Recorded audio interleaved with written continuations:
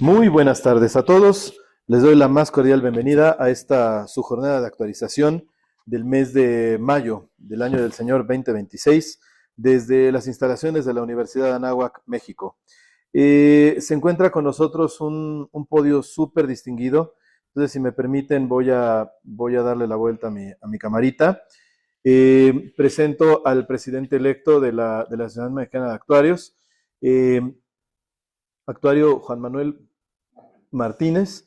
Presento al secretario de la Asociación Mexicana de Actuarios, actuario Juan Antonio Ortiz. Presento a la maestra Teresa Guerrero San Vicente, es la coordinadora académica de nuestras maestrías en la Universidad de Anáhuac, México. Y presento a quien va a dar la bienvenida a nuestra reunión, a la coordinadora de nuestra licenciatura en actuaría, la maestra Jenny Rangel. Entonces, bueno, pues maestra, por favor, haga Claro, los honores. pues muchas gracias a todos por estar aquí presentes, en especial a ustedes dos, que nos van a compartir mucho más de su experiencia. Bienvenidos a todos ahí en el público a la jornada de actualización y pues a nombre de la Universidad de Anáhuac, que esto sea muy provechoso y que todos salgan sabiendo algo un poquito más de lo que sabían ayer. Y listo, bienvenidos. Muchísimas gracias, Jenny. Gracias. Bueno, pues ahora sí, por favor, tomen asiento. Sí, sí pueden escucharnos todos ahí en el foro, en Zoom. Sí, sí se escucha. Perfectamente bien. Bueno, entonces voy a compartir mi pantalla desde el iPad que perdí, desde este iPad. Ok. Y aquí está. Este es el trabajo que quiero presentarles. Se llama, voy a cerrar la cámara, para que no haga mosca. ¿Eh? Listo. Entonces, a ver, todavía me escuchan bien, ¿verdad? Sí. Perfecto, muy bien. Entonces, aquí va. Este es el trabajo de su servidor. Me llamo José Daniel López Barrientos. Me llena de honor, me llena de orgullo, estoy muy contento de haber podido participar y en este caso pues ganar el tercer lugar del cuarto premio Fundadores de la Asociación Mexicana de Actuarios. Eh, el, eh, un poco la historia de este proyecto es como sigue. Fíjense que hace como 2 años pues sometí un trabajo de investigación a una revista, el North American Actuarial Journal. Y bueno, cuando tú mandas un trabajo de investigación a una revista, este estaba basado en el trabajo con el que gané el segundo lugar del tercer premio Fundadores. El hecho es que pues era una versión 2.0 de aquel trabajo, ¿no? En donde, por ejemplo, pues actualizábamos las proyecciones financieras, actualizábamos la proyección de la mortalidad, y bueno, pues resultó que alguno de los árbitros nos dijo, oigan, pero ¿saben qué?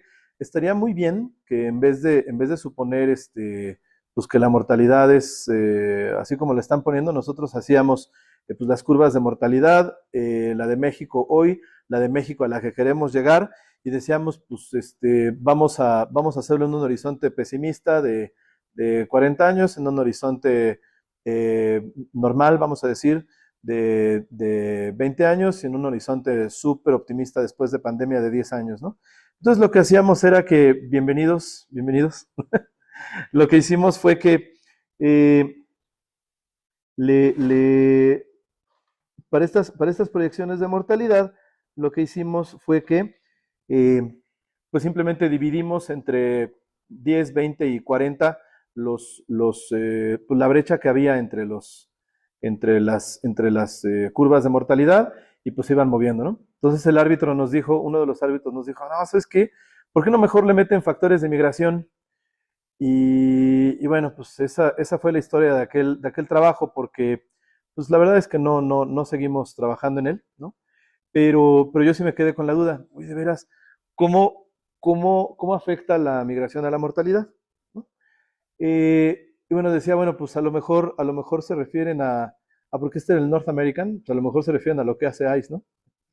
Y dije, no, pero no puede ser tan simple, o sea, no puede ser tan simple, o sea, seguro hay algo más interesante que simplemente eso.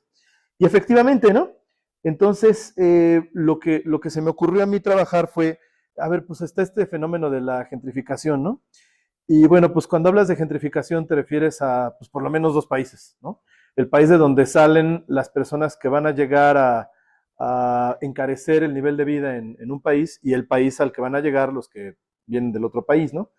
Entonces, a ver, pues cuáles son los factores que miden eso, ¿no? Bueno, pues, por ejemplo, para decir qué tan caras o qué tan baratas son las cosas aquí en México, pues tenemos el IPC, ¿no? Oye, pero pues eso existe en todos lados. Ah, pues entonces eso se puede utilizar. ¿Qué otra cosa podemos usar? Ah, bueno, pues resulta que el Producto Interno Bruto, según un montón de especialistas en demografía, el Producto Interno Bruto, pues es una manera de medir también el nivel de vida de las personas. Y naturalmente, pues también están pues los medidores habituales, ¿no? O sea, los biométricos, ¿no? Y entonces, pues por ahí comenzó. Fíjense, entonces, aquí va, ¿no? Lo que nosotros hicimos fue que, pues consideramos esto, ¿no? Esta es una gráfica genérica de curvas de tasas de mortalidad. Eh, representan el logaritmo de tasas centrales, ¿no? Bueno, aquí dice D, así como la D de los fallecidos a lo largo del año, ¿no? Pero en realidad deberían de ser los fallecidos a la mitad del año, por eso se llaman centrales.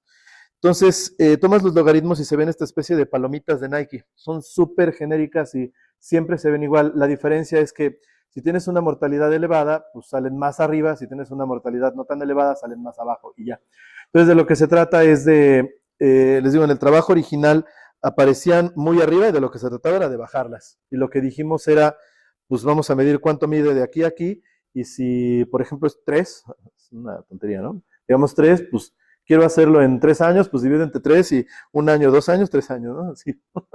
Pero pues esa manera de hacerlo, vaya, tenía sentido porque los modelos de predicción normales, o sea, habituales para mortalidad fallan después de periodos de grandes choques, por ejemplo, lo que pasó con la pandemia, ¿no? Total, el modelo más común para hacer eso es un modelo que se llama de Lee Carter, ¿no? Y fíjense, hay un montón de trabajos en demografía, aquí les propongo estas referencias de Vaupel, Schnabel, de White y de Wilmoth, que dicen que la tendencia de la mortalidad en países en vías de desarrollo hacia la esperanza de vida en países desarrollados pues existe, ¿no? Entonces quiere decir que si, por ejemplo, no sé, Dinamarca es un país que, pues a lo mejor, vamos a decir, ¿no? Que es un país que tiene un sistema de salud, yo sé que voy a contradecir ahí cosas, ¿no? Pero mejor que el de México, o sea, yo sé que no, pero digamos que sí, ¿no?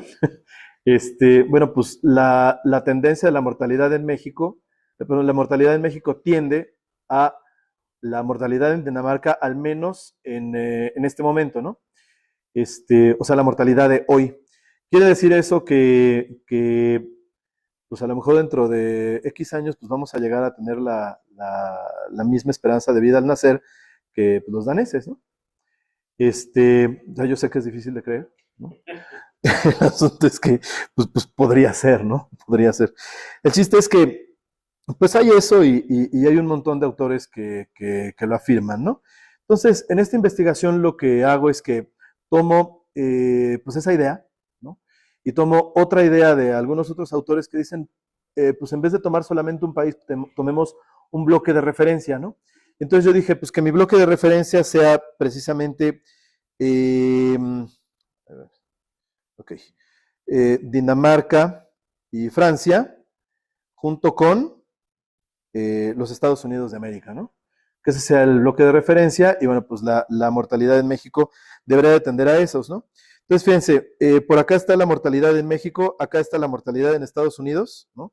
Esto en el periodo, fíjense, ¿no? De 2019 a 2023, nada más son representativos, ¿no? Es importante decir que estas series, pues no están suavizadas, no están suavizadas, ¿no? Por esas razones que, por ejemplo, la de Dinamarca sale así de fea.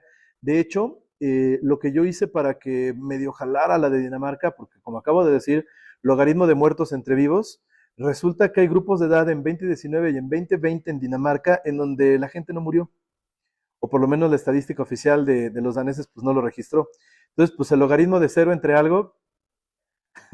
Entonces ahí lo que hice fue un bill, pues tómale el mismo dato que el año anterior, ¿no?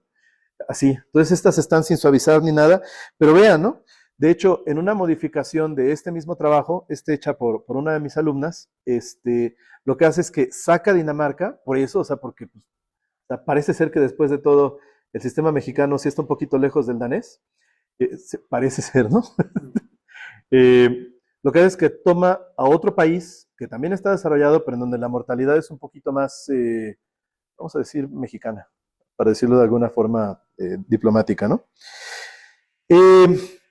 Ok, la contribución del trabajo es que pues es un método que es transparente y que es efectivo. Esto a diferencia de lo que pasa, yo no se me van a enojar los que están en la sala de Zoom, no se me van a enojar los que están aquí presentes, ¿no? No es una caja negra, ¿no? No es una IA que pues le meto cosas y pues saca y ya, ¿no? ¿Quién sabe cómo le hizo? No, pues este es un método que tú puedes ver momento tras momento qué es lo que está haciendo, ¿no? Te pongo variables, bueno, pues económicas y demográficas, ¿no? Claro que podría poner más cosas, pero de nuevo, la intención de todo esto era que fuera algo sumamente pues, en la línea de lo que nos habían marcado en el North American Actuarial Journal, ¿no? Y bueno, pues que se podrían hacer tablas de mortalidad, ¿no? Pues de un modo distinto que simplemente recargar, ¿no? Que es lo que propone el IMSS, ¿no? Bueno, pues naturalmente esto tiene aplicaciones, pues, por ejemplo, en seguros y en pensiones, ¿no? Aquí está un poco lo que les platicaba de cuáles son los factores que considero, ¿no? Y aquí están pues, las curvas sin suavizar en el histórico, así nada más con puros factores biométricos de México versus Estados Unidos, Dinamarca y Francia. Entonces, miren, yo me concentré en mortalidad masculina, ¿no? Y bueno, pues aquí está, fíjense cómo sube precisamente en este periodo, ¿no? Esta zona más de 2000 a 2010. Y fíjense cómo sube en este periodo, ¿no? Pues eso es el tiempo de la influencia HIJK, ¿se acuerdan? Es precisamente ese periodo, ¿no? Entonces ahí lo muestra. Pero de nuevo, aquí todavía no meto más que factores biométricos y es nada más un histórico, ¿no? El trabajo tiene dos partes, una de estimación para sacar los parámetros, ¿no? Y otra de proyección. Entonces, lo que hago es que tomo un montón de factores históricos para hacerlo, y lo que hago es, fíjense, el modelo de Lee Carter original es de 1992. Y bueno, pues toma puros biométricos. Esta es una deriva, ¿no? Y esto, pues es lo que ocurre en términos de la edad y en términos del año de la proyección. Y acá pues nada más hay ruido blanco. Es una regresión, ¿no? Y bueno, lo que tiene esta forma de proyectar es que es un poquito rígida. Por ejemplo, no permite que lo hagas para más de una población, a pesar de que, por ejemplo, pues, hables de hombres y de mujeres, ¿no? No puedes hacer hombres y mujeres porque, o sea, deberían de parecerse y pues aquí no hay manera de hacer que se parezcan. Entonces, lo que han propuesto otros autores es lo que les platicaba de los bloques de referencia y una tendencia común en los países, ¿no?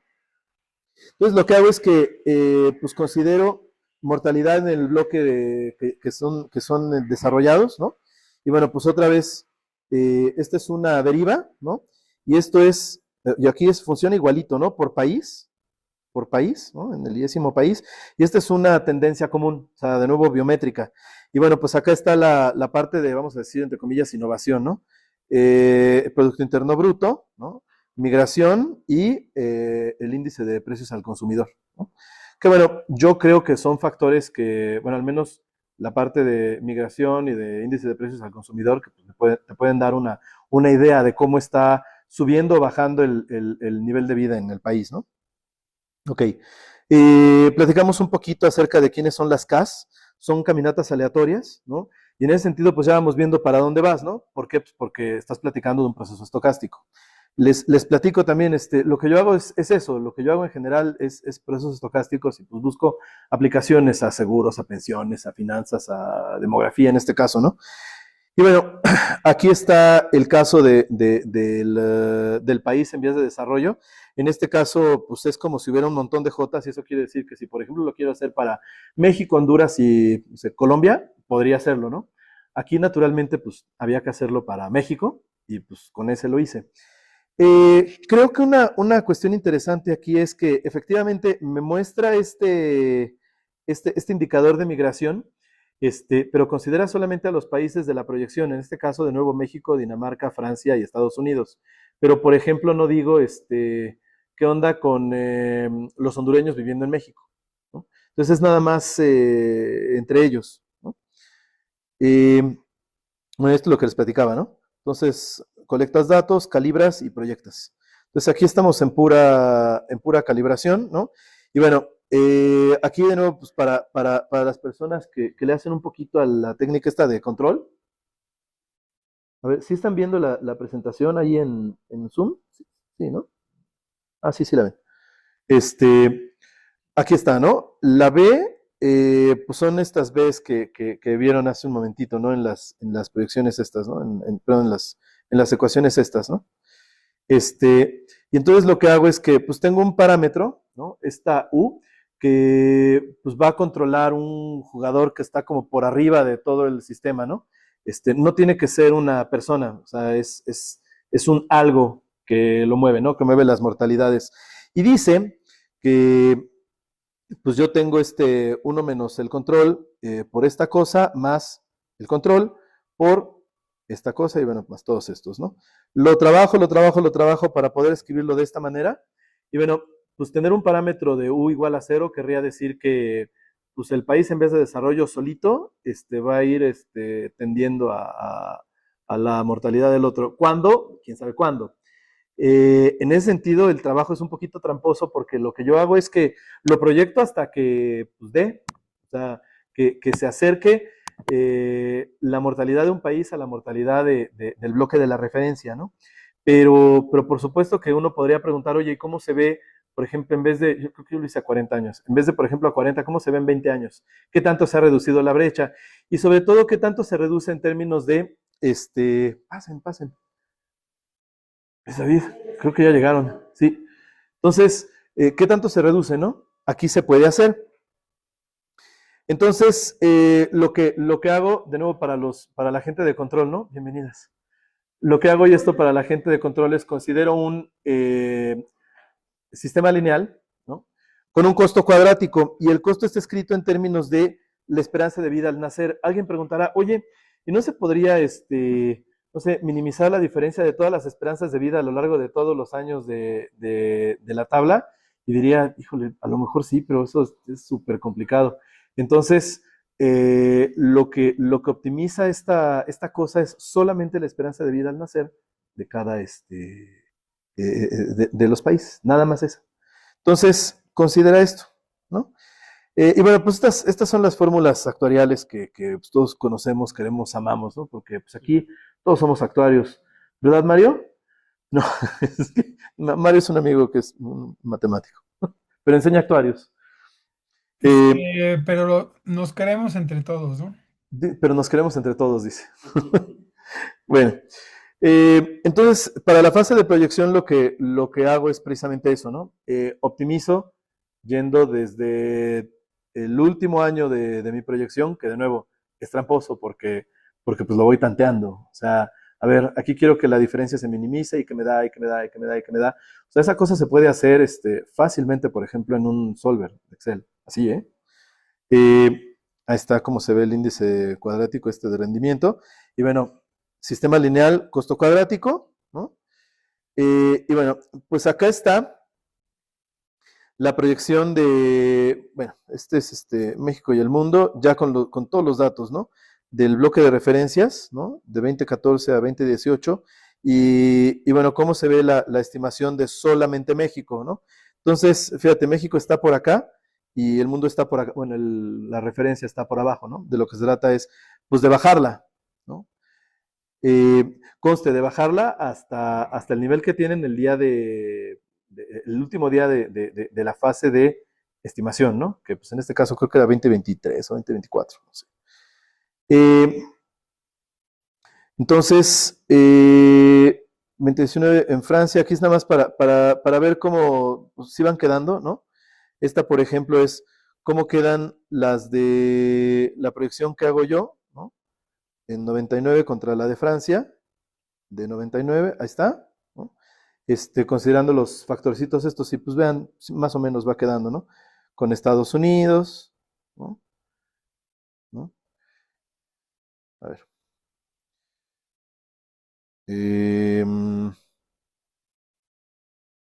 Ok.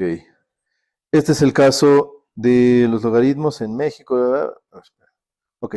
Y ahora sí, la proyección para México, ¿no? A ver. De 2023, y nada más fui seleccionando algunas, ¿no? 2023, 2032, 2042, 2062 y la meta.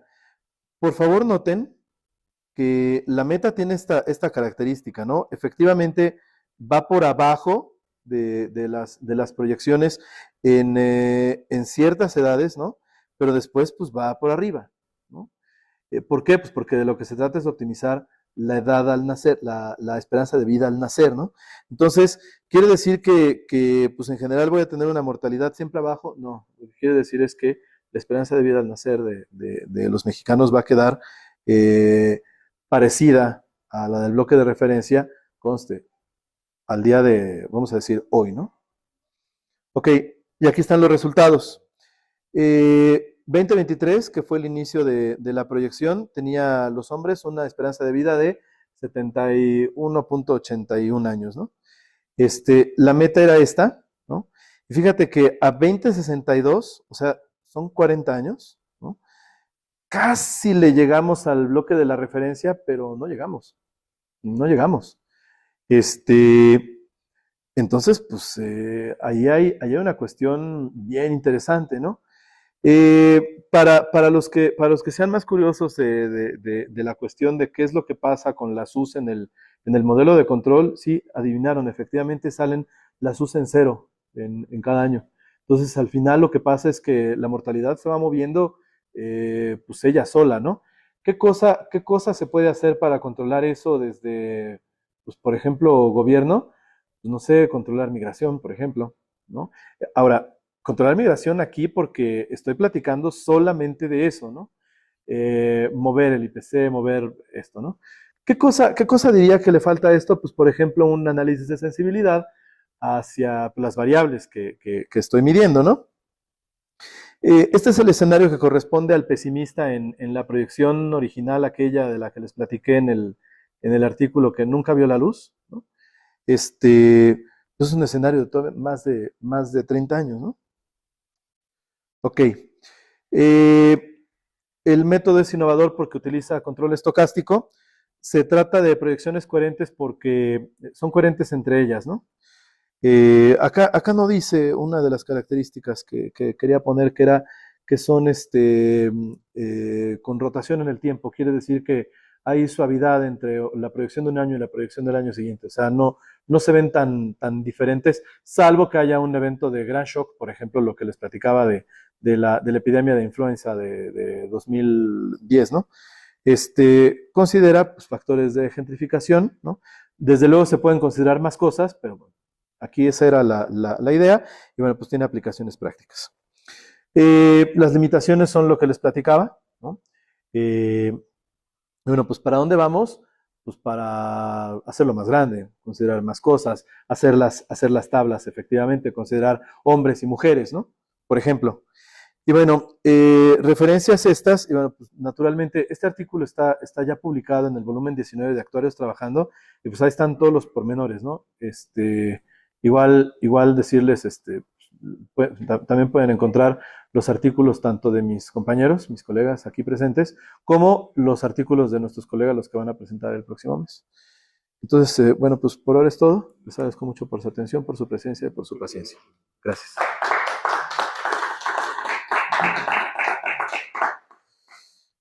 Por favor, si tienen alguna pregunta, les agradecería mucho que la formulen. ¿No? Ok. Entonces, vamos a dar paso a ver. Dice uno que no se ve, otro que no se escucha. Este, el modelo lo hiciste lineal, ¿verdad? Sí, el sistema es lineal, Mario. El sistema efectivamente es lineal. ¿Y qué te llevó a descartar la no linealidad? ¿Por qué no es, no sé, útil salirse de la linealidad? Es más fácil hacerlo de esa manera. A mí me pareció, a ver, déjame ver cómo hacer para que suene para las personas que están aquí en la sala. No sé. Porque es fácil, la verdad es que ahí fue una cuestión de simplicidad computacional. Naturalmente, pues, o sea, no necesariamente debe de ser así, pero vamos, o sea, los modelos de Lee Carter y demás variantes son regresiones lineales. O sea, cierto, son logaritmos de no sé qué rayos, ¿no? Pero vamos, el logaritmo de no sé qué rayos es igual a un producto interior, ¿no? Entonces, o sea, las cosas son lineales. Por eso es que lo hice así. Quizás, si alguien en 1992 hubiera dicho, no, pues que en vez de ser una regresión lineal sea una regresión cuadrática o algo así, pues eso habría sido lo que me hubiera fusilado, pero pues no. Y por ejemplo, observando el fenómeno con datos pues duros, ¿qué tipo de comportamiento podrías pensar que es el más adecuado sin seguir tanto los modelos, ¿no? Pues, híjole, esa es una pregunta bien difícil de responder, Mario, porque vamos, lo que se ha hecho, pues ahora sí que de manera tradicional, en materia de demografía,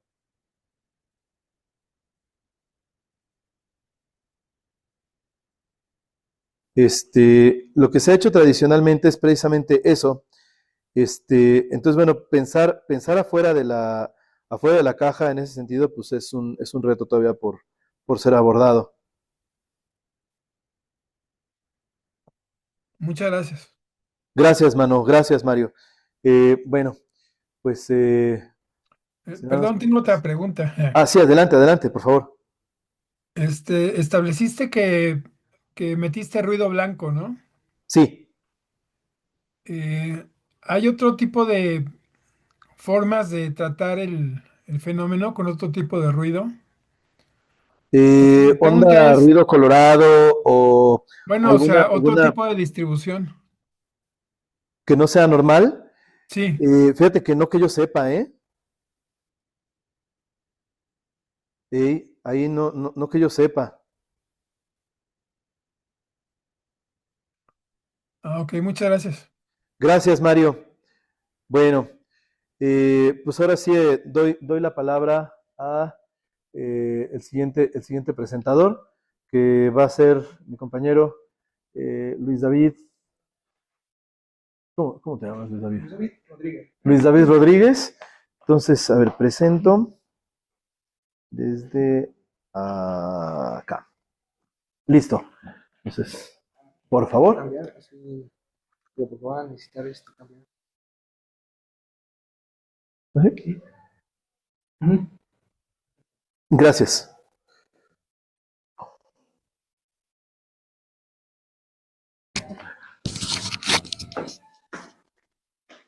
Por favor. Listo.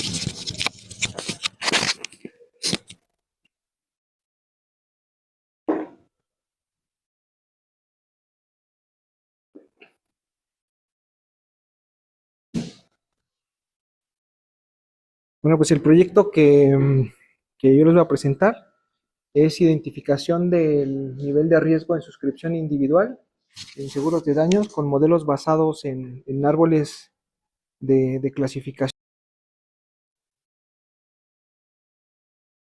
Este proyecto surge básicamente por la necesidad de obtener modelos alternativos, em, sobre todo utilizando ahora algunas herramientas de inteligencia artificial y aprendizaje automático, dada que, bueno, el proceso de suscripción requiere tiempo, recursos y tiene muchas dependencias.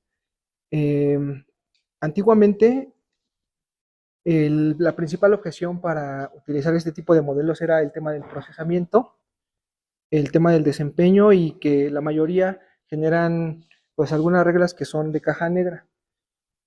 Actualmente pues tenemos ya la capacidad de cómputo, tenemos las métricas de desempeño para, digamos, ver qué tan bien funciona uno de estos modelos y contamos con un tipo de algoritmos que genera modelos basados en reglas que se llaman árboles.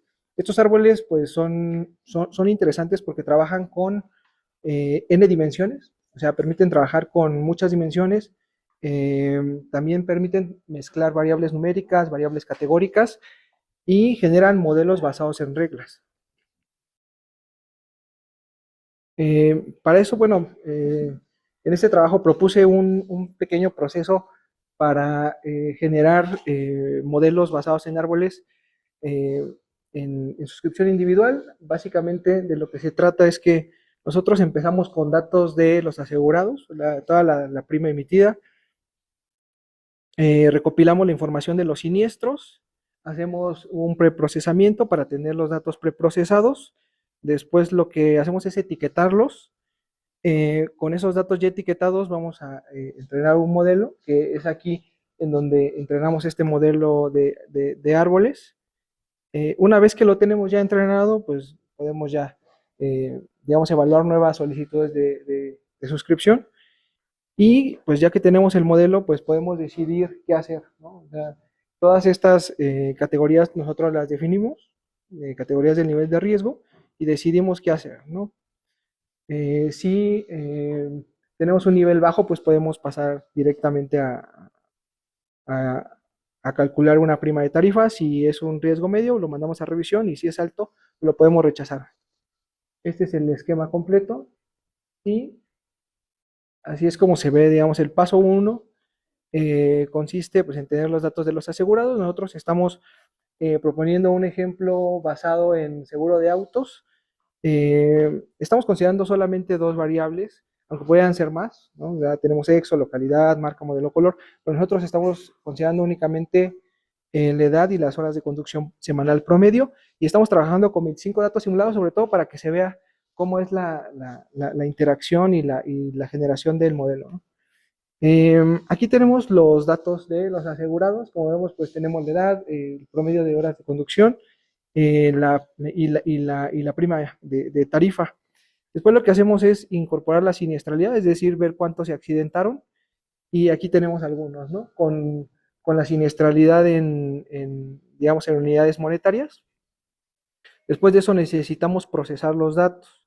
Los datos, en este caso, lo que hacemos es hacer un cruce. Tenemos por un lado la información de las primas y por otro lado la información de los siniestros, entonces tenemos que cruzarlas. Aquí hay que limpiar los datos si es que vienen con algunos detalles y hacer el típico tratamiento de puntos atípicos. Bueno, aquí ya está la información integrada y lo que sigue es etiquetar los datos. Que bueno, aquí este paso es muy importante porque esta es digamos, la clasificación que define la compañía o la empresa en función de sus reglas de negocio, del apetito de riesgo que tengan.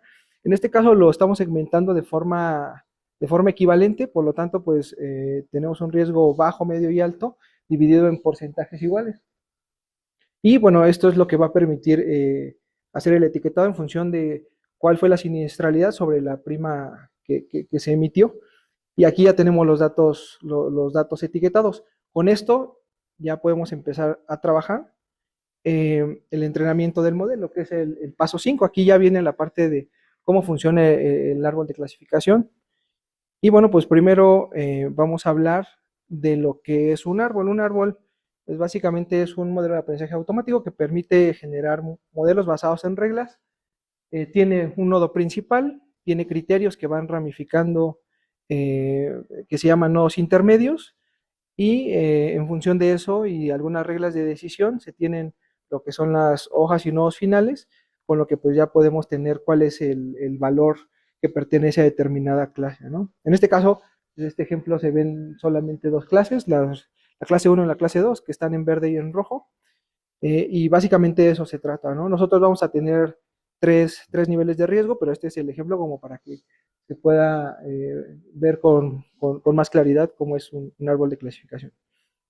Pues para tener este entrenamiento lo que necesitamos es, una vez que identificamos cuáles son las variables que vamos a utilizar, la edad y las horas de conducción son las variables que nos van a ayudar a estimar el nivel de riesgo. El nivel de riesgo es justo esa etiqueta que nosotros pusimos y ese nivel de riesgo va a ser la variable de interés para poder obtener el valor de la clasificación. Para entrenar este tipo de modelos necesitamos segmentar los datos en dos conjuntos de datos que se llaman datos de entrenamiento y otros que se llaman datos de prueba. Los datos de entrenamiento sirven para que el modelo ajuste todas esas reglas y los datos de prueba pues para medir el desempeño de ese modelo y ver que también ajusta. Aquí lo que sugerimos es 80-20, es un poco lo que suele manejarse digamos, en la industria para hacer modelos, pero pues se puede variar un poco, ¿no? En función de los datos. La selección de los atributos aquí, lo importante de esto es que ya tenemos los datos con la etiqueta, el nivel de riesgo, y ya sabemos cuáles datos van para entrenamiento y cuáles van para la parte de validación. En este caso, pues está asignado de forma directa, pues para que se vea didácticamente, pero lo ideal es que se asigne todo esto de forma aleatoria, pues para poder lograr resultados adecuados. Y así es como se ven los datos que teníamos simulados. Nosotros ya le pusimos las etiquetas y sabemos que el verde es riesgo bajo, los amarillos son riesgo medio y los que están en rojo es riesgo alto. Graficados con respecto a la edad y las horas promedio de conducción semanal. Ahí ya pueden darse, digamos, una idea de cómo se está distribuyendo el riesgo, ¿no? De entrada se ve que a edades mayores, pues, se asume un mayor riesgo, ¿no? Y a menor cantidad de horas de conducción mensual, pues también. Para poder proceder con este entrenamiento, utilizamos algo que se llaman medidas de impureza o pureza de la información, que permiten segmentar de forma que sepamos qué tan distribuidas están las categorías, ¿no? Aquí existe el índice de Gini y la entropía.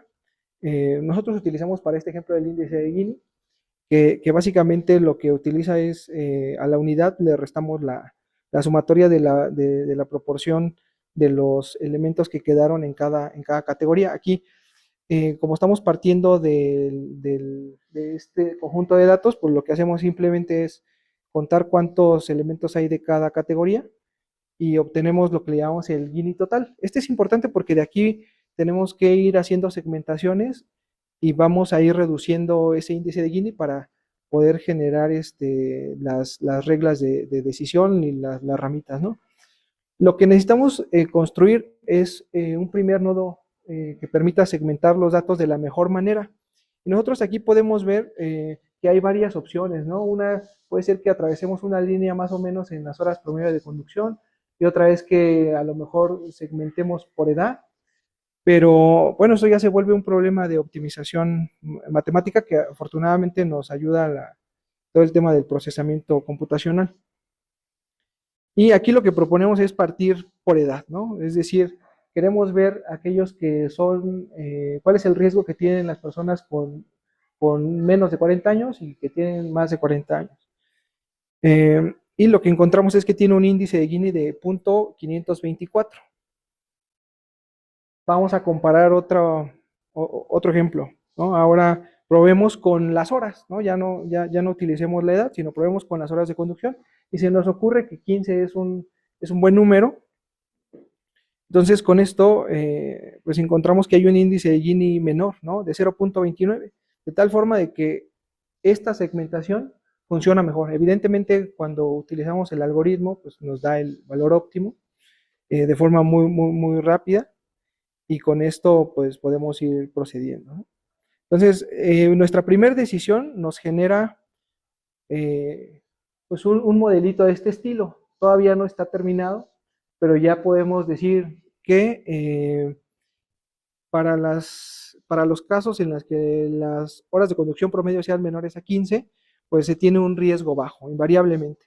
Pero ¿qué pasa cuando esas horas son más de 15? Pues ahí no está tan claro. De hecho, pues ahí caen 4 casos de riesgo alto, 5 de medio y 1 de bajo, y el índice de Gini para ese caso pues sigue siendo 0.580. Entonces, tenemos que irnos por esa rama para ver cómo vamos tomando decisiones ahí. Entonces, lo que probamos es, dado que las horas son más de 15, o sea, nos vamos por la rama derecha, probamos la edad 67, digámoslo, ¿no? Para ver si eso puede ser un factor. Y lo que encontramos es que tiene un Gini de 0.3143. Vamos a comparar otra medida con una edad de 50, con Gini de 0.32. Y vamos a comparar otra medida con un Gini de 37. Y entonces lo que resulta es que la edad que mejor predice en esa segunda bifurcación es la edad de 37, ¿no? En este caso, se tiene que el Gini del nodo es 0.30 para el caso en el que segmentemos con 37. Y entonces aquí tenemos ya otra regla de decisión que nos permite saber que, dado que encontramos que una persona conduce más de 15 horas y tiene menos o hasta 37 años, pues la podemos clasificar de forma automática como riesgo medio, ¿no? Y aquí no hay problema porque caen 4 y el índice de Gini ya de ese nodo pues es 0, o sea, ya no hay error. Pero ¿qué pasa con el otro? ¿No? Pues aquí todavía hay. Sin embargo, dado que la proporción, digamos, del error es relativamente menor, así lo dejaríamos, ¿no? Entonces queda así el árbol.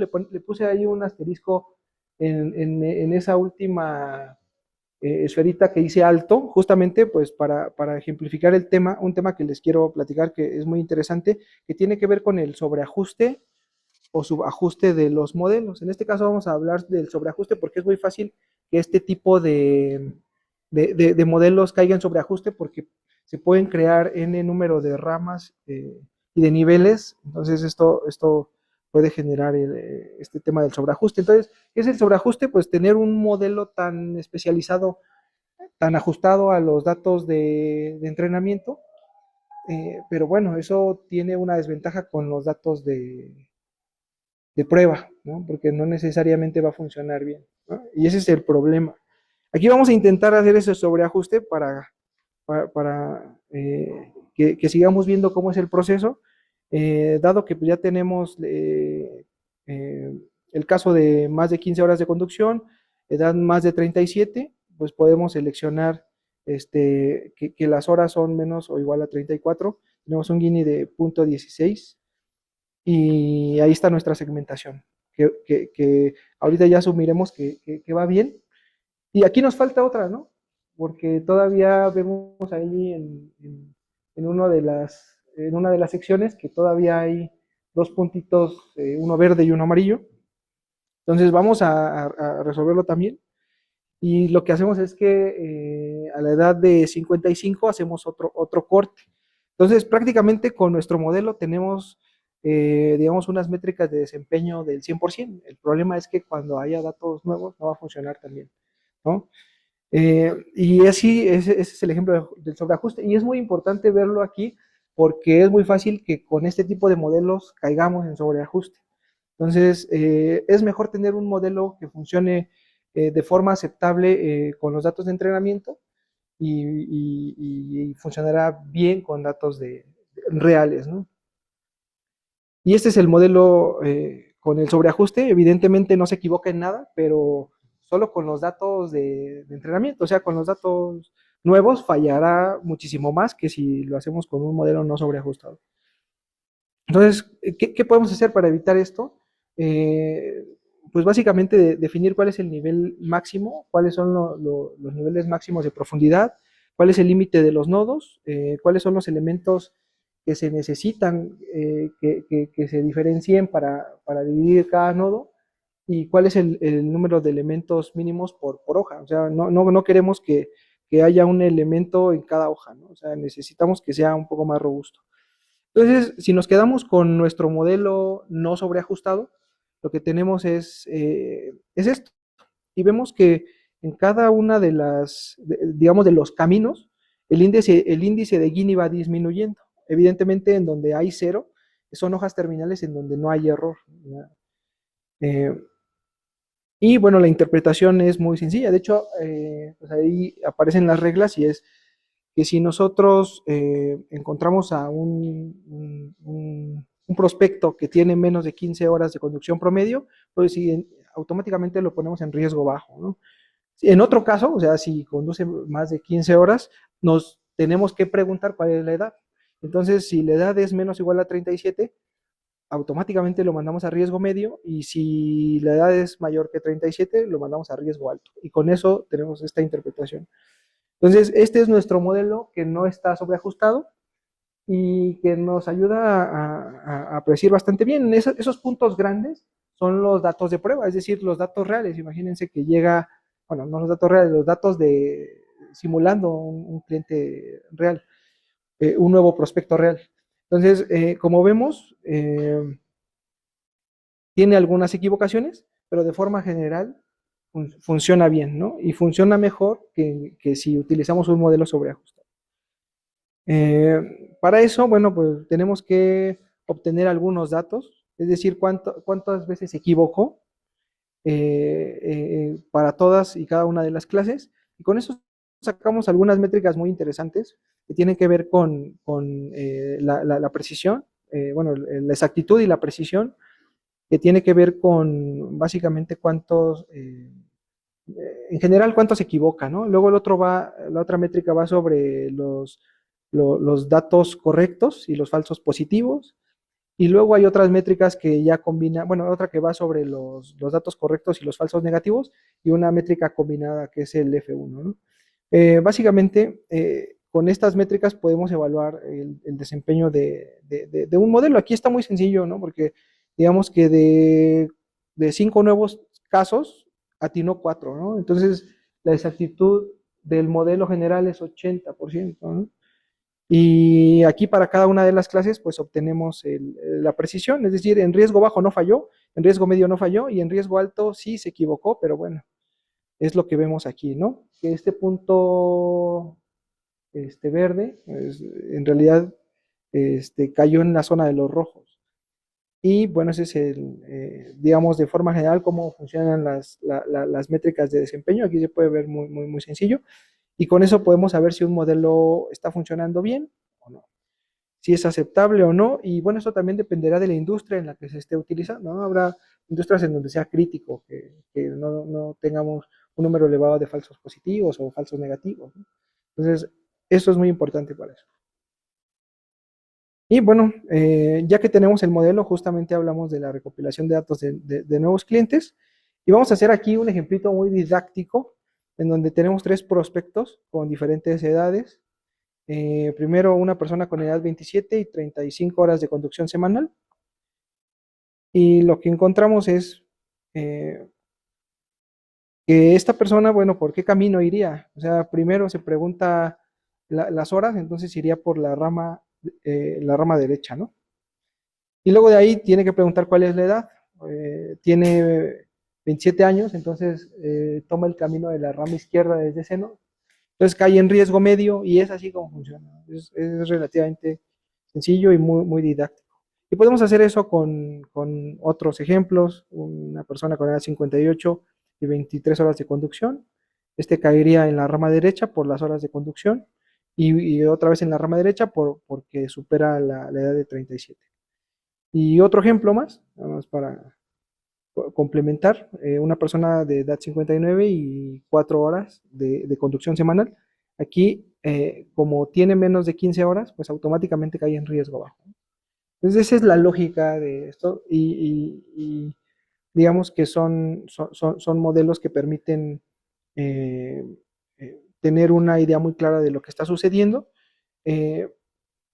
Una de las ventajas de utilizar este tipo de modelos es que se pueden establecer acciones automáticas, es decir, lo que les comentaba al principio, si hay una persona con riesgo bajo, automáticamente podemos pasar a la parte de estimar una prima de tarifa y formalizar, ¿no? Si es medio, pues lo mandamos a revisión y si es alto, lo podemos rechazar automáticamente. Y bueno, ese es básicamente cómo es el proceso.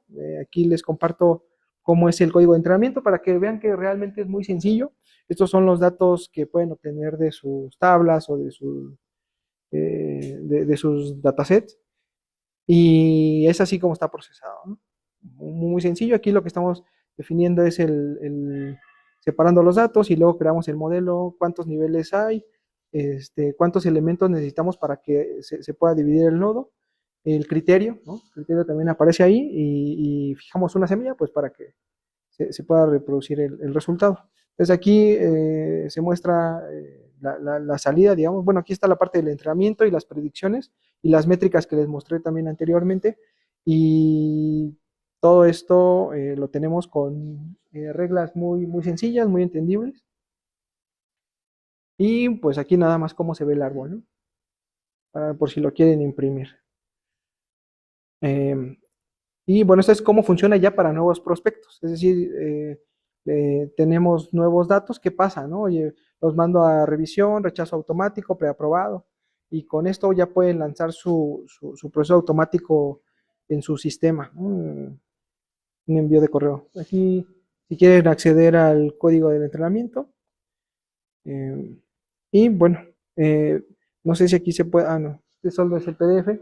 Pero bueno, aquí habíamos hecho una aplicación en donde justamente poníamos los datos de edad y horas de conducción semanal, y lo que hacía era estimar el riesgo justamente por detrás está el modelo que hicimos y aparece ahí cuál es el riesgo automatizado, y aparece ahí el mensaje, ¿no? Si tiene riesgo bajo, nos manda la parte de hacer la estimación de la prima de tarifa, y si no, pues nos manda a revisión, manda un mensaje de que lo mandó a revisión, y si no, manda el mensaje que lo rechaza automáticamente.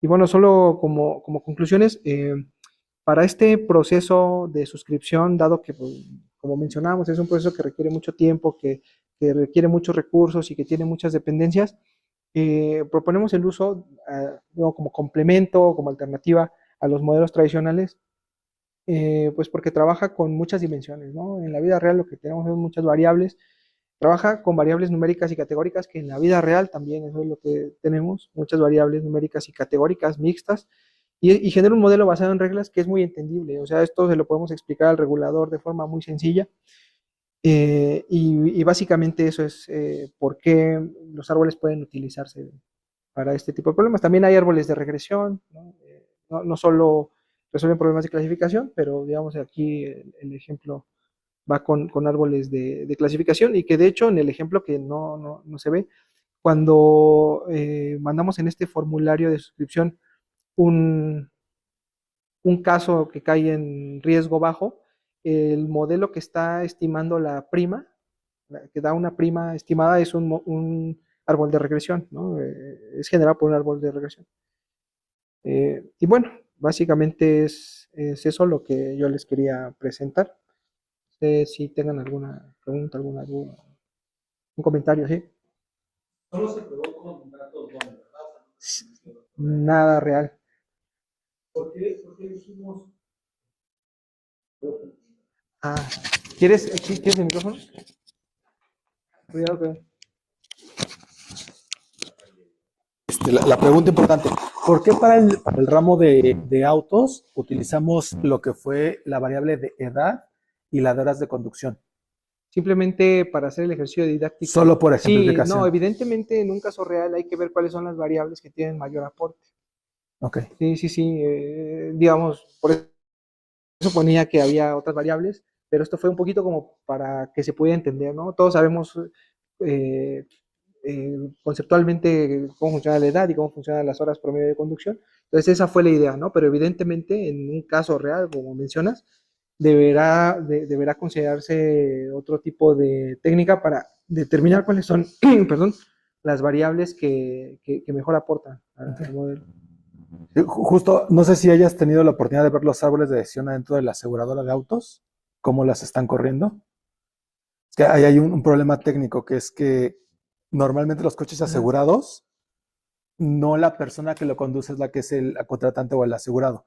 Entonces, más de la mitad de las personas que tenemos afuera es el papá que aseguró el coche para el hijo o que ya se lo pasó al hermano. Entonces, es una variable un poquito rara.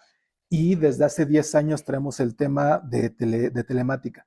Se ha tratado de empujar muy duro ver cómo conducen, tanto si son agresivos o cuántas horas, pero el mismo cliente y el mismo mercado que son los agentes intermediarios y brokers no dejan para protección del asegurado que se tenga esta variable. Entonces, por eso era mi duda de por qué habíamos elegido eso, pero ya que me dices que es por cuestiones didácticas, tiene todo el Sí, sentido. no, pero fíjate que es muy interesante porque justamente se podría buscar, ¿no? De forma alternativa, como dices, oye, pues es que quien conduce realmente es el hijo, ¿no? Entonces, podemos recopilar más data, tipo, oye, ¿cuántos hijos tienes? ¿No? Y qué edades tienen, y a partir de ahí inferir algunas cosas, ¿no? Podríamos hacer ese ejercicio y ver qué tan significativo es. Y esta parte de la telemática es muy interesante, ¿verdad? O sea, digo, ojalá se pueda tener esa data porque con eso pues, es objetivo, ¿no? O sea, siempre que no sea alterado es objetivo. Y seguramente eso se podría ser, pinta para que sea significativo, ¿no? Que justo ese es como nuestro paradigma como actuarios, que queremos más análisis, más información, pero el mismo mercado, mismo asegurado, Claro. no te lo va a dar. Hay por ahí un par de experimentos, HDI tiene un experimento que sí le está saliendo, que es instalas tu dispositivo en tu coche, pero es el único. Y también otro factor que hay es que a nosotros como actuarios nos gustaría poder tener la renovación garantizada del cliente, pero cuando llega renovación, no nos quedamos con la misma aseguradora, es quién está más barato este año y a quién confío. Entonces, los datos los vamos perdiendo todos los años porque a ti te veo este año, pero puede que no te ven 5. Claro. Sí, es interesante todo eso que mencionas. Gracias. Lo buscaremos robustecer en algún momento. Si tienes acceso a esa información, podemos hacer una Muy buena colaboración aportación. Yo quiero hacer una pregunta. Gracias. Yo quiero hacer una pregunta. Los jeans que tomas, se ve que consumen recursos cañón. Entonces, pues es un poquito una pregunta de morbo. ¿Cuánto fue lo menos que te tomó hacer las clasificaciones y cuánto fue lo más? A ver, para este ejemplo, la verdad fue muy sencillo. O sea, no. En una computadora promedio, no sé, un procesador i7 con una RAM de 16 segundos, ¿no? ¿Sí? Estos datos. Evidentemente un modelo con datos de millones, pues sí llevaría más, pero pues eso se puede incluso paralelizar, ¿no? Hay técnicas herramientas de data analítica, ingeniería de datos que pueden ayudar a eso. Sí. Bueno, a ver, muchas gracias, Luis David. Oigan, ¿alguien quiere hacer una pregunta en el foro? ¿En Zoom? ¿No? Bueno, entonces vamos a dar un aplauso a Luis David. Muchas gracias, muchas felicidades. Buen trabajo, gracias. Gracias. Listo. Y bueno, vamos a ceder el micrófono, la palabra a Luis David. Perdón, a Iván David. Qué bárbaro, estoy perdido. El segundo nombre. Sí, a Iván David González Alcalá. No tengo ni idea. El ¿WhatsApp? ¿Eh? ¿La abro de WhatsApp? No, está en. Claro. Espérenme tantito. A ver, ya me vi. ¿Ya viste? Ya me vi. Exacto. Nada más. Aquí está tu botellita de agua. Muy amable. Listo. Bueno, mucho gusto. Soy Iván Vázquez, actuario. Y justo el tema del que trató esta investigación es, hay un chisme en el mercado que todos sabemos que es verdad, pero que está difícil poder justificar, y es que la inflación médica ya se separó demasiado de la inflación normal. Es decir, los costos médicos de la salud privada en México se están encareciendo, y justo lo que busca este trabajo es, primero, verificar si sí es cierto que tenemos un desvío muy fuerte de... ¿Qué pasa? Ok. Si hay un desvío considerable de la inflación médica contra la inflación general del país, y en caso de que sí lo exista, detallar un framework de cómo podemos ir atacando esta problemática, porque este rumor ya lleva un rato en el sector. Y entonces lo primero que hacemos como buenos actuarios es buscamos números. Y al buscar números, este estudio se hace inicialmente para una década atrás, es decir, de 2024, ya el cierre, hasta 2015, contemplándolo todo, y lo que vemos es que en general, sí, la inflación médica contra la inflación general trae un desvío muy fuerte. Aquí en este ejemplo estamos viendo la tablita de 2015 a 2024 de la inflación general y vemos que en ningún año la estadística oficial pasa del 10%, nunca llega a dos cifras. Tenemos una media aproximada de 4.7% de la inflación general del país. Sin embargo, si volteamos a ver la inflación médica privada, solo en 2015 no tuvimos una cifra de 2 dígitos. Entonces estamos teniendo en promedio una diferencia de tasas de cerca del 10%, lo que evidencia que sí, efectivamente, se está desviando el costo médico en proporción al costo de cualquier insumo en el país. De hecho, esta tasa de encarecimiento es 2 o hasta 3 veces más grande de lo que es la tasa del INPC, y en lo que ha resultado es que tenemos pérdidas operativas en el ramo, es decir, a las mismas aseguradoras nos está costando mucho poder mantener rentable el ramo de gastos médicos, y es muy común que marzo-abril se dé el primazo. Entonces tenemos incremento en primas y muchísimos asegurados se van porque evidentemente se está volviendo incosteable el seguro. Y esto nos lleva a una cuestión que es muy importante, que existe un concepto que se llama que se enferme la cartera. Y eso es muy peligroso para una aseguradora que está operando el ramo de gastos médicos o salud. Y que se enferme la cartera significa que empiezan a subir de manera tan agresiva los precios que llega un momento en donde todos los sanos se retiran y únicamente se quedan los enfermos. Entonces, en ese momento deja de tener sentido el seguro, porque literalmente solo estamos haciendo un promedio de todos los enfermos, y se rompe la promesa inicial, que es partimos todos sanos, y si alguien se va cayendo a la mitad del camino, evidentemente vamos a ir cubriendo sus gastos.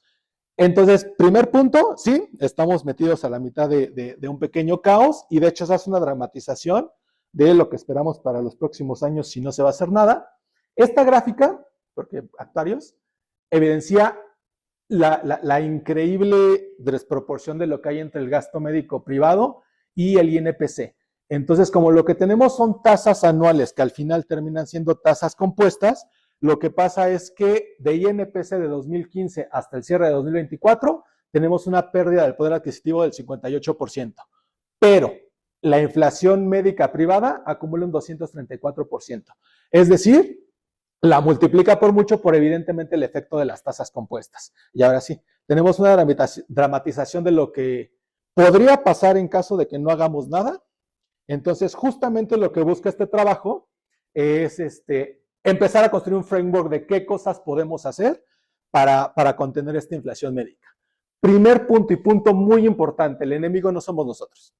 Es decir, de este estudio lo que se obtiene es la aseguradora no es la mala, los actuarios no somos los malos, es decir, la aseguradora lo que está haciendo y el actuario lo que está haciendo es literalmente haciendo de la manera más simple y llana de este mundo promedios. Entonces, si no alcanza la prima, tenemos que volver a ajustarla, suben los precios, no estamos directamente nosotros encareciendo el costo del seguro, el problema que tenemos es estructural.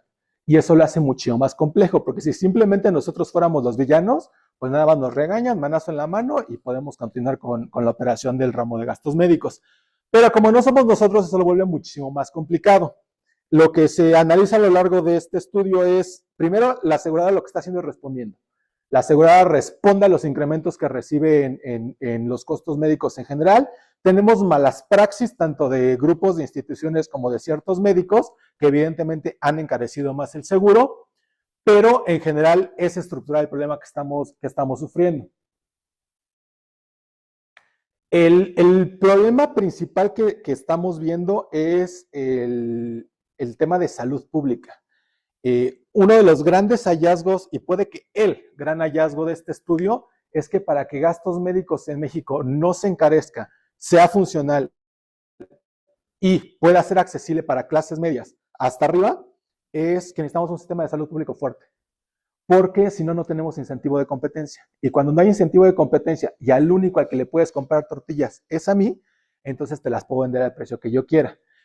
Y lo que estamos viendo es en el sistema IMSS contra sistema privado, el nivel de atención es mucho más eficiente en el sistema privado, evidentemente porque estás pagándolo de bolsillo. El tiempo promedio de espera en el servicio público es de 85 minutos para tu primera atención. El tiempo de espera en sistema privado es de 32 minutos. Y ahí estamos contando que ya te pedimos el papeleo y que te pedimos tu depósito. Entonces, es mucho más eficiente.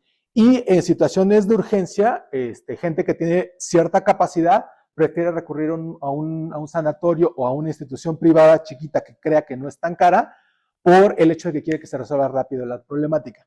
Entonces, si no atendemos sistema público, ya traemos en contra el problema. Y también tenemos un problema de oferta, esto es lo que lo hace totalmente estructural. Si necesitamos atendernos una enfermedad compleja, solo en 4 lugares lo podemos hacer con facilidad. Es decir, si yo me encuentro a la mitad de Puerto Vallarta y tengo un tema de una enfermedad compleja, no voy a poder atenderme allá y seguramente me van a tener que mover a Guadalajara porque ahí no existe la infraestructura médica. Igual, yo me encuentro en Tepic, va a pasar lo mismo, me tienen que mover, incluso Cuernavaca, que en teoría ya es una ciudad mediana grande, lo más común es que tengas que venir a Ciudad de México para poder atenderte una problemática grave. Grave no es que se me haya roto mi piecito o alguna cuestión así, sino es que tengo probablemente una enfermedad crónica degenerativa y necesito atención ya más especializada. Y lo que estamos viendo es que los hospitales de alta especialidad y alta complejidad, casi 80% están en solo 4 entidades. Entonces, esto genera un hecho de que no tenemos un sistema privado plenamente desarrollado. Y algo que señala COFES en un estudio relativamente reciente que hizo es que el hecho de que estén concentrados solo en ciertas ciudades hace que directamente se nos encarezca el costo de los servicios médicos privados. Problema que también encontramos a lo largo de este estudio es que existen muy pocas cadenas de hospitales y eso genera un efecto oligopólico. Es decir, ciudad chica puede tener cierto hospital emblema, pero a nivel nacional en lo general encontramos 4 o 5 marcas, que son Grupo Ángeles, encontramos San Angelín, encontramos Cristus Muguerza, todos ellos tienen sucursales en absolutamente todo el país y evidentemente por el poder que tienen y por este desbalance que generan, hace que los precios se incrementen. Entonces tenemos el problema estructural, primero que el sistema público no está en su mejor momento, lleva bastantes décadas no en su mejor momento, y tenemos que la infraestructura médica de calidad está concentrada en muy pocas entidades. Somos 32 estados y solo en 4 podrías atenderte situaciones complejas. Y a partir de ahí decimos, ok, ya sabemos que sí es verdad, que sí tenemos un problema grave de inflación médica privada, que el problema no somos nosotros los culpables, afortunadamente no somos nosotros los pecadores, sino hay un problema estructural en la nación. Entonces necesitamos empezar a abordarlo porque si no lo que va a pasar es que este producto o esta solución que podemos ofrecer a la sociedad mexicana se va a volver una solución de nicho. Nadie va a poder tener un seguro de gastos médicos, incluso vamos a empezar a ver que prestaciones de seguro de gastos médicos mayores van a empezar a desaparecer porque ya no es costeable. Y entonces nos vamos por 3 pilares. Primer pilar es qué tenemos que hacer dentro del sector asegurador. Segundo pilar es qué tiene que hacer el Estado. Y sobre todo, tercer pilar, y los que estamos aquí, es qué tenemos que hacer como actuarios. Y primer caso, nuestro sistema, nuestra estructura de mercado de cómo es la oferta de gastos médicos mayores tiene que cambiar. Ya no soporta el hecho de que tengamos esto de abrimos un siniestro, pasamos deducible y entonces cualquier factura que sea relativamente de un precio sensato, te la voy a pagar. Lo que se sugiere y lo que podría contener rápidamente la inflación médica son esquemas de medicina programada. A lo que me dirán, ¿qué es eso, Iván? Yo les explico, no se preocupen.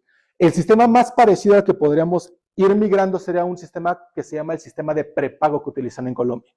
Y es decir, en México ya lo estamos viendo. Hay 2 aseguradoras que ya lo están aplicando. GNP recientemente sacó un producto que se llama Personaliza, que justo está tratando de ser este tipo de nuevo de esquema, y Bupa lo venía haciendo desde hace 3, 4 años aquí en México. El esquema de medicina programada lo que te dice es, en lugar de que un día llegues simplemente y me digas, ¿qué crees? Me dio cáncer, y me des una torre de 27,215 facturas y te las tenga que pagar todo, déjame acompañarte. Y ese acompañamiento es de, en el momento que tengas la primera situación médica o conocimiento, márcame, yo te canalizo a los médicos, yo te doy la ambulancia, yo te digo que hospital ir, no tengas que experimentar, yo te voy encaminando. Y esto puede ser, tiene tanto ventajas como desventajas. La desventaja podría ser que el asegurado siente que perdió un poco de libertad. Y sí, sí la va a perder porque lo vamos a encaminar a cierta ruta. La gran ventaja es que podemos contener costos. Entonces no va a llegar una extraña factura que de repente dice 300,000 pesos de honorarios médicos por algo muy pequeño, porque yo estoy controlando como institución hacia dónde van los siniestros y puedo ir frenando que los costos no me los sigan subiendo ni hospitales ni médicos. Y es más, hospital o cadena de hospitales que se porte mal, nos enojamos con ellos y ya no les mandamos los pacientes. Situación que sí estamos viendo ahorita, pero de manera más agresiva. Recientemente una de las aseguradoras más grandes del país y de las más grandes en gastos médicos se peleó con Grupo Ángeles y entonces por un rato no hay pago directo en Grupo Ángeles porque traen ahí un pleito. Y muchas aseguradoras grandes están ya, se llevan más, traen ya conflictos interesantes con estas grandes redes. Si empezamos a tomar este camino, que es el camino que propuso los ingleses, que es BUP aquí en México, y que también está caminando GNP, vamos a controlar esto a partir de controlar la ruta por la que está caminando el asegurado. Y entonces así me evito que me hagan goles y que se siga encareciendo la salud médica privada. Entonces, cuestión muy importante, esto también a lo que nos obliga es a evolucionar el concepto que tenemos de gastos médicos mayores. Ya había una tendencia en los últimos 10 años en donde se empezó a acompañar el gasto médico mayor por gasto médico menor. ¿Qué significa esto? Que no solo necesito tener un siniestro grave, sino que ahora si también me da gripa, me da un tema estomacal, ese tipo de gastos chiquitos también ya te los incluyo. Y entonces el cambio, eso ya se venía como moda o como boga, pero lo que se está proponiendo ahora en el mercado es de no, hagámoslo corrido y entonces si alguien tiene gripa, mejor se la atendemos bien desde el principio, porque no quiero que de la nada al rato lleguen y me digan, ¿sabes qué? Traigo una neumonía y estoy en el hospital X. Entonces, la aseguradora tendría que evolucionar sus planes de gastos médicos y hacer los planes más integrales de salud, donde sí se ve el concepto técnico, que es el área de salud que lo operan directamente las ICES, y la parte de gasto médico mayor, en donde damos mayor acompañamiento al asegurado, y ahora sí, gastos chiquitos sí te los recibo. Pero en contraparte, lo que yo gano es que cuando llegue un evento de alta severidad, aunque baja frecuencia, puedo contener el gasto. Y un tema muy interesante que salió en este estudio es que tanto como asegurados como aseguradoras tenemos olvidados los esquemas de bajo costo. Es decir, si ya se abrió un siniestro, es imposible que yo vaya a ir a comprar los medicamentos al CIMI o que me haga unos estudios en Salud Digna o alguno similar. Evidentemente, como ya se abrió la chequera de la aseguradora, vamos corriendo a Médica Polanco, vamos corriendo al Chopo, al que me quede cerca, porque al final yo no lo voy a pagar, entre comillas, que al final todo terminamos pagando porque lo que hacemos somos, en la versión más llana, promedios.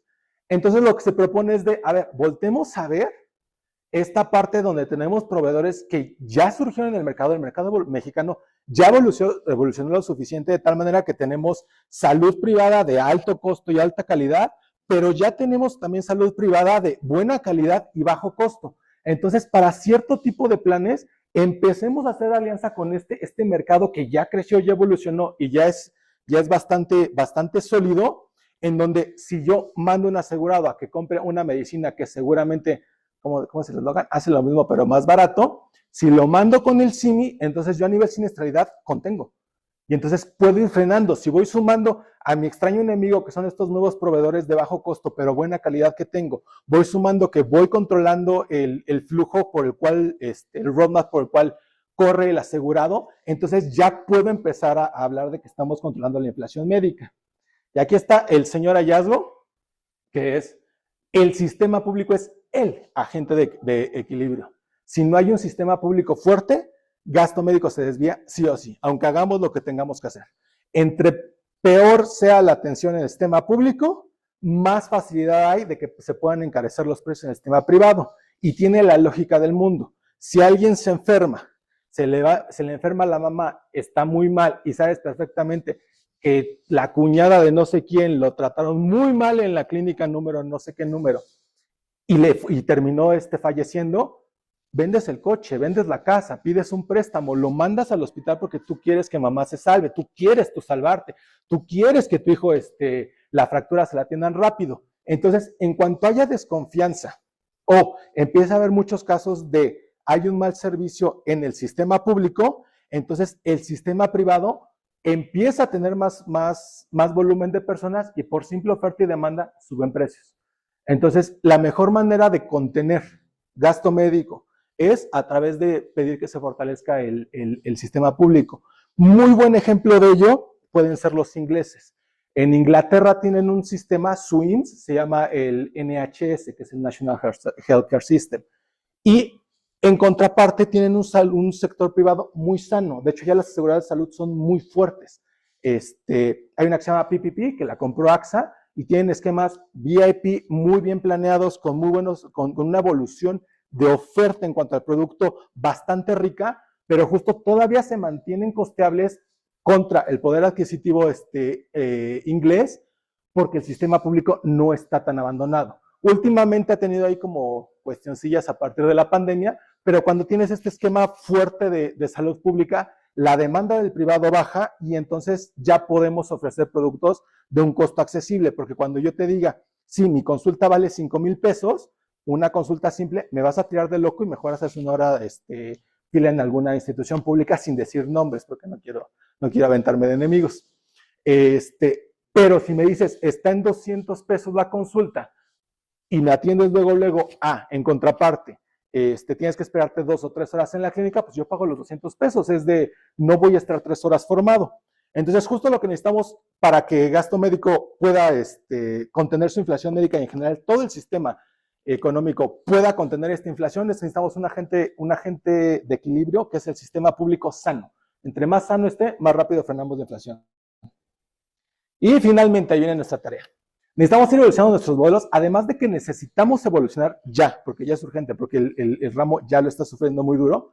Además de que tenemos que evolucionar la oferta y cómo estamos conceptualizando el ramo de gastos médicos mayores, también tenemos que seguir evolucionando nuestro modelado. Es decir, tenemos ahorita la oportunidad de utilizar inteligencia artificial, tenemos la oportunidad de utilizar árboles, tenemos la oportunidad de hacer modelos estocásticos que ya se están aplicando y entre más efectivos seamos en nuestras predicciones, más nos evitamos el problema de tener que dar incrementos en prima. Porque ahorita lo que es muy común es que hacemos una estimación, pasa algún evento y entonces sale que nuestro combined ratio está arriba del 100%, lo que significa que es todo lo que está arriba del 100% significa que perdimos dinero, todo lo que está abajo del 100% significa que la compañía ganó dinero. Y es muy común en gastos médicos que estemos arriba del 100, que estemos en 101, 102, 103, casos abismales llegan a estar en 105 y se prenden todas las alarmas. Y lo que vamos a hacer es utilizar todos nuestros modelos nuevos que estamos adquiriendo, saber que ya tenemos muchísima más capacidad computacional que teníamos hace 10 años, que es tanto a través de Machine Learning, a través de inteligencia artificial, ya podemos bombardear y hacer demasiadas simulaciones, cosa que hace 10, 15, 20 años era muy difícil de hacer. Entonces, también se da toda una estructura y un framework de cómo deberíamos de empezar a enfocar nuestros esfuerzos ahora como actuarios, sabiendo que tenemos más herramientas, evidentemente también haciendo hincapié en que tiene que haber mucha ética en el uso de estas herramientas, porque también podemos llegar a pecar del hecho de que simplemente alguien se enfermó y le dio gripa y ya no te quiero renovar la póliza. No debemos de llegar a esos extremos. Pero lo que sí podemos hacer es hacer mejores estimaciones de tal manera que el precio sí sea sostenible para evitar este mar de cancelaciones que estamos viendo en gasto médico. Esta es una caricatura que salió en The Economist hace más de 15 años y justo estaban criticando el Obamacare, que no funcionaba y que funcionaba mucho mejor el sistema europeo. Y justo la propuesta que les traigo como actuarios es busquemos hacer una versión perfeccionada del sistema europeo en lugar de acercarnos al sistema americano, que los que sepan y sean conocedores está muy enfermo, muy encarecido. Y si no tomamos acción en nuestro ramo de gastos médicos, seguramente se nos va a enfermar como se enfermó el modelo americano. Hasta aquí. ¿Alguna duda, pregunta? Muchas gracias.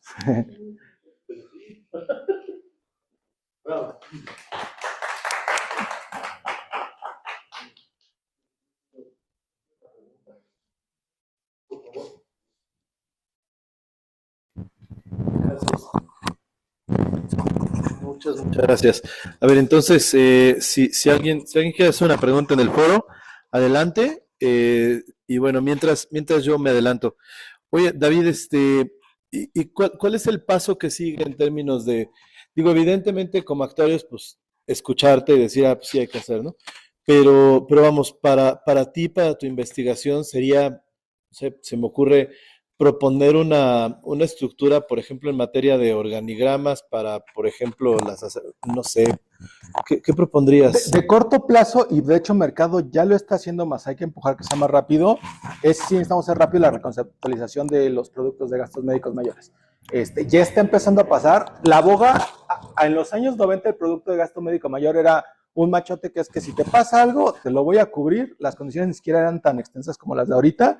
Y pasas deducible y ya empezamos a cubrirte y nada, me pagas coaseguro y se acabó el asunto. Y de hecho, en las redes médicas había 1, 2, 3 niveles máximo. Ya ahorita ya hay una gama le ponen nombres de piedras, de A++ y cosas así. Era mucho más sencillo. Después, la moda que siguió fue personalizar los seguros. Eso estuvo muy de moda hace 10, 15 años, que era que puedes quitarle y meterle coberturas y que pagues justamente lo que tú necesitas. Esa moda ya está pasando. Esa moda, los pioneros fueron Flex Plus, FAXA. El producto más grande que sí hace eso es uno que se llama Protección a tu medida de Mapfre, que literalmente le quitas, le pones todo para que quede perfectamente a tu ajuste, que fue una manera de tratar de personalizar este bloquezote grande que era gasto médico. Ahorita la tendencia que estamos viendo es que ya tiene que ser una salud de acompañamiento.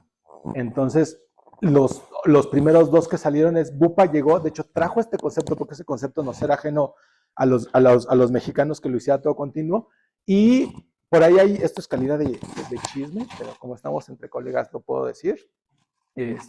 Por ahí de los principios de los 2000 había una propuesta gubernamental de hacer transferencia de cuotas.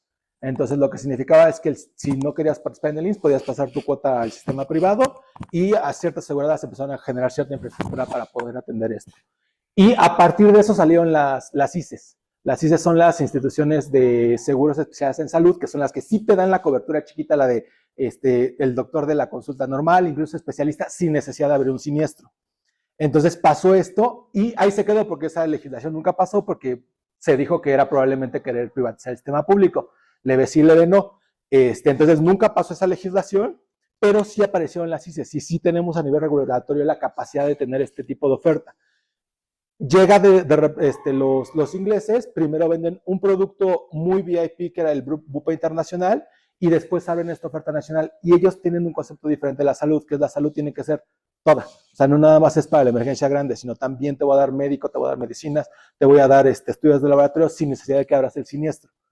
Y eso movió un poco el mercado. De hecho, hay una cosa muy sana que tiene nuestro mercado, es que tiene un muy buen mix de instituciones nacionales e instituciones extranjeras. Entonces, eso le da muchísimo dinamismo.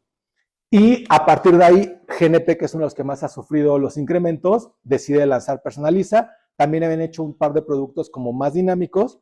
Y lo que tenemos que ir empujando es voltar a ver un poco qué están haciendo los colombianos, porque los colombianos tienen una cosa que se llama la medicina prepagada, y justo te acompaño desde el principio para también yo tener cierto control del siniestro, porque si no, me vas a llegar con facturas muy caras y eso va a ser muy difícil que lo podamos manejar a nivel ya actuarial cuando sumemos los siniestros y es de, no, pues es que tengo que darles un incremento del 15-20% porque si no, no me alcanza. Y también ha habido ciertas progresiones en el mercado, que ahí sí le diría a la comisión que tomará ciertas cartas. Hay ciertos productos que no tienen tabulador. ¿Qué significa eso? Que si el doctor me cobra simplemente por una fractura chiquita 700,000 pesos, la aseguradora tiene que pasarla porque por condiciones dice eso. Entonces esos productos, aunque al cliente le dan mucha seguridad de que no importa, no van a rebatir, que no te puedo pagar la factura completa, generan una perversión de mercado. Entonces ese tipo de cosas legislativamente sí deberíamos de prohibirlas, que no se salgan de ciertos parámetros, porque si no el doctor pues ya puede empezar a cobrar lo que quiera y hacemos que la inflación se levante. De entrada es, uno, revisar que no haya productos sin tabuladores o que tengan tabuladores relativamente topados. Dos, que sí empecemos a migrar el concepto de simplemente llega un día con las facturas y tuve un siniestro muy grande, te voy acompañando yo como institución de seguros. E idealmente tres, es que se sienten todos en la AMIS, todas las aseguradoras grandes que estén operando salud y gastos médicos, y es de, a ver, pongámosle un freno a los hospitales porque sí está siendo un poquito agresivo lo que están haciendo. Eso sería en el corto plazo. El ideal en un mediano plazo es que el país incremente su poder adquisitivo y entonces sí podamos financiar de manera adecuada el sistema de salud público, porque el sistema de salud público no está en su mejor momento, no por culpa de algún estado, de algún partido, no está en su mejor momento porque estamos envejeciendo, somos muchos y no somos ricos. Tenemos un poder adquisitivo bajo y estamos comprando medicina a costo a nivel internacional. Entonces, así seamos muy eficientes con el mejor gobierno que ustedes se puedan imaginar, no va a alcanzar. Entonces, necesitamos que el país crezca económicamente para que entonces sí tengamos para financiar un sistema de salud sólido, porque los sistemas de salud sólidos lo tienen los ingleses, lo tienen los alemanes, lo tiene Singapur, lo tienen países que tienen un ingreso medio alto.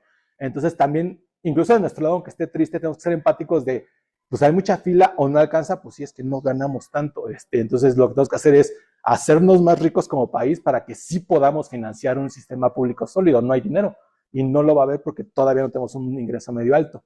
Pero eso es como a mediano o largo plazo. Simplemente hay que pedir que no haya ineficiencias, que se optimice el sistema, porque en cuanto a recursos, si le inyectamos más recursos al sistema público de salud, le quitamos dinero a un puente. Entonces, o es infraestructura, o es salud, o es educación, o es salud, porque no hay tanto dinero. Entonces, de entrada es cambiar los productos, revisar a nivel regulatorio que no haya productos sin tabulador y caminar. Qué interesante y qué difícil, qué difícil. A ver, por favor. Pues solo un poco a manera de comentario también. Creo que tocaste muchos temas que sí se conocen y muchos de ellos también mencionaste los temas estructurales que acabas de mencionar, que no es nada fácil corregirlos y que pues bueno, a todas luces sería la mejor solución. Los planteamientos que haces incluso, bueno, son, o sea, posibles soluciones, pero también qué tanto con eso vamos a poder lograr que el seguro de gastos médicos pues se vuelva rentable.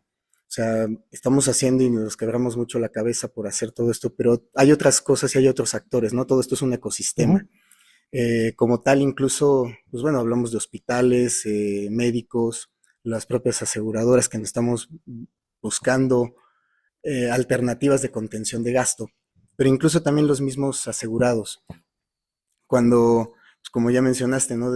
Tienen una póliza y pues van al mejor hospital, pues porque, entre comillas, no les va a costar. Cuando, si fuera de su bolsillo, no se iría a ese hospital. Entonces se pierde de vista un poco ese tipo de situaciones en donde pues es como no me cuesta, me voy al más costoso. Y resulta además que se propicia todo este sistema o todo este ciclo vicioso. Pues, un vicio, ¿sí? Un círculo vicioso en donde pues, se van encareciendo las cosas y generamos o se genera inflaciones como las que presentaste al inicio. El seguro de gastos médicos incluso debiera ser como tal pues un mecanismo de transferencia de costos o de siniestros muy altos, aquellos que no puedo pagar de bolsillo. Pero se está volviendo un poco el querer sustituir ese sistema de salud público, porque no es eficiente, porque no me quiero ir a meter ahí por una enfermedad, y pues mejor voy al hospital, aún y cuando no sea en realidad un evento, voy a decir por un momento, catastrófico. Entonces, bueno, se trata de sustituir a, ¿no? Y también se pierde de vista que el mayor responsable también de todo este tema de salud, pues es el Estado, ¿no? O sea, el sector privado, pues lo que estamos ofreciendo son una solución de contención adicional a lo que debiera ser eso, ¿no? Entonces, bueno, esos son un poco los comentarios que recapitulo de todo lo que mencionas y que es muy cierto y que debemos seguir trabajando en encontrar soluciones y buscar, ojalá podamos ir encaminando de mejor forma esto. Pero qué tanto, la pregunta nada más final es, qué tanto estas alternativas que estás señalando no van a ser suficientes, no nos van a poder permitir que esto se mantenga ojalá volvamos un tema a una operación sana, ¿no? Dijiste ya los combined ratios van por encima del 100%, eso pues no es costeable, ¿no? Sí, no, no, y también pues, se vuelve un gran problema si las compañías aseguradoras eventualmente no ofrecen el producto, ¿no? Porque alguna dirá, pues me retiro, ¿no? Porque pues, no es costeable seguir perdiendo, ¿no? Sí, que justo el mayor riesgo que puede pasar es dos cosas. Una, que nos convirtamos en el mercado americano en temas de salud, que no estaría nada bien. O segundo, que simplemente cerramos operación. Entonces, un día deje de ser nos genere tanta pérdida, gasto médico, que poco a poco empiecen a cerrar operaciones. ¿Saben qué? Yo ya no vendo estos productos, solo renovación, que sea algo muy triste, tanto actuarialmente como para mercado. Porque sí, yo al Estado lo veo como el Estado estará y seguirá y anda. Tenemos una relación en donde a veces nos va a beneficiar, a veces no, pero pese a todo, pues tenemos que seguir caminando. Y sí le ayudamos en sentido de que somos una válvula de escape para que en lugar de que haya 40 personas en la clínica, haya 35, haya 30. Entonces, es cosa que ya no pagó directamente el Estado, se hizo cargo el individuo de su propia salud porque no le gustó la opción A, que la opción A constitucionalmente es obligación del Estado que me la tenga que dar. Entonces, ahí está el Estado. El hallazgo importante es, si está fuerte, no la pone fácil, entonces todos podemos ser muy felices. Pero no podemos esperar que no la ponga fácil, porque eso no está de nuestro lado. Entonces, de entrada, creo que con la parte de empezar a controlar el flujo, sí podemos empezar a tener una gran contención, porque entonces, de manera interna, área de siniestros puede privilegiar, mandar a ciertos laboratorios, mandar a ciertas farmacias a los asegurados, y entonces ahí yo directamente como aseguradora sí puedo ver que el ticket de siniestro baja, porque alguien le dio un tema ovárico, entonces yo sé que van a tener que intervenirlo, en lugar de que se vaya a Ángeles Lomas, le recomendamos que se puede ir mejor al Ángeles Metropolitano, yo ya sé como actuario o como área de siniestros, que en lugar de que me salgan 200 va a salir en 110, entonces eso ya es una ganancia en siniestralidad preciosa. Y si además si le estamos dando los tickets o como pasecitos para que pueda reclamar medicamentos desde la parte de gasto médico menor, entonces también yo puedo controlar que en lugar de que se vaya a San Pablo o que él compre los medicamentos en el hospital, lo mandemos con un proveedor que sabemos que tenemos convenidos mejores costos, y entonces yo ahí directamente como aseguradora, yo hago que en lugar de que el ticket me salió en 3,000, me salió en 2,400. Y entonces de esa manera es posible conteniendo.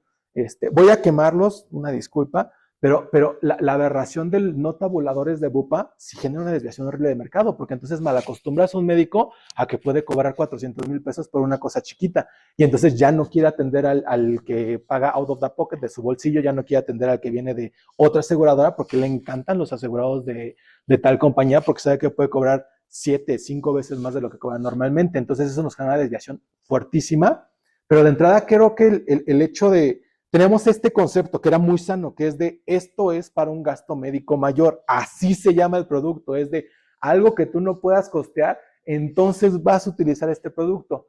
Pero el mismo mercado nos empujó a que les gustan los deducibles chicos, a que si quieren el servicio de médico a domicilio. Es el mismo mercado, aunque el concepto puro no es eso, el concepto puro del seguro es algo que yo no pueda cubrir o que ponga en inestabilidad mi situación financiera, para eso está el seguro, no es para cosas chiquitas. Pero el mercado nos está diciendo que no, entonces tenemos que escuchar al mercado porque si no se van a pasar estas deformaciones que estamos viendo. Al final el mercado sí nos está doblando. Y ya que ya nos dobló y que pues sí en colectivo vemos deducibles de 6,000 pesos, de 7, 8, 12,000 pesos. Y eso no es propio de un seguro de gastos médicos. Pero allá se movió. Entonces lo que tenemos que hacer es, ya que estamos en esta realidad, ya que el mercado nos está exigiendo que quiere este tipo de producto, ok, controlemos el flujo para que si encuentro doctor abusivo, para afuera. Y entonces, sobre todo, si sí pudiéramos coordinarnos a nivel AMIS de, a ver, tenemos tal hospital y se está pasando de vivo, entonces sí tenemos un poder muy fuerte para poder contener los siniestros, pero es lo que estamos en muchas organizaciones. Es más complejo, pero sí está aterrizado. Sí podremos hacerlo, si un día decidimos coordinarnos todos. Gracias. Muchas gracias. Muchas gracias, Presi, muchas gracias, Iván. Vamos a cerrar la jornada del día de hoy con unas palabras por parte de Juan Antonio. Hola, Juan. Hola, Aparte comentar, tanto Juan como Moni que están por acá, son egresados a Anáhuac. Correcto. Bienvenidos a casa, compañeros, colegas. Qué maravilla tenerlos aquí. Gracias. Déjame, voy para abajo porque siento que estás como muy así. Bueno, pues como decía Dani, con esto cerramos la primera jornada de la presentación de trabajo del Premio Fundadores a través de las jornadas de actualización. La verdad es que para la Asociación Mexicana de Actuarios, esta edición del Premio Fundadores marca un hito bastante importante porque es la primera vez que se abren a 3 categorías: estudiantes, profesionistas e investigadores. Y con esto, bueno, buscamos mayor participación y que se fomente justo este desarrollo, esta innovación que existe dentro del gremio actuarial. El día de hoy escuchamos, 3 grandes ponencias, Dani, Luis, Iván. Muchas gracias a nombre de la Asociación Mexicana de Actuarios por su participación también en esta edición del Premio Fundadores. Quiero también fomentar o invitarlos a todos para que en la próxima edición, que se va a celebrar el siguiente año del Premio Fundadores, también participen nuevamente y que contribuyan a toda esta parte actuarial, al conocimiento, al desarrollo y a la innovación, ¿no? Con estos trabajos que siempre son bastante bien recibidos dentro del sector y que aportan bastante a nuestra profesión, ¿no? Entonces, bueno, pues muchas gracias a todos, a ustedes que estuvieron en su casa, también agradecerles el haber estado con nosotros, y a todos los que estuvieron aquí, pues también muchísimas gracias. Gracias, Dani, gracias a la universidad, a las jornadas de actualización, y pues gracias. Gracias.